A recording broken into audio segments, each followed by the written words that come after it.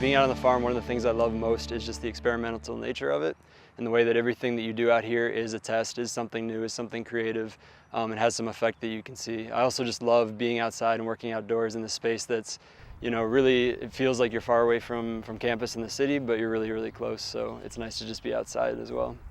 The student farm is really special in that we all have a different relationship with it by virtue of sort of our disciplines, our academic disciplines, and also our positions on the farm. So for me, I think that the student farm is an amazing place for students to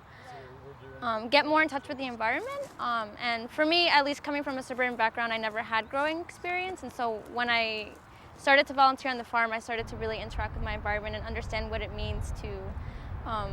start the food process from the actual growth to the actual consumption. So I think there's a tremendous amount of value out here for students to be able to come and have an impact on a part of your campus, to get away from kind of the hustle and bustle of main campus, and also to kind of interact with people you might not otherwise come across, whether that's faculty, staff, or students from different disciplines. I think there's just a tremendous amount of value for students out here.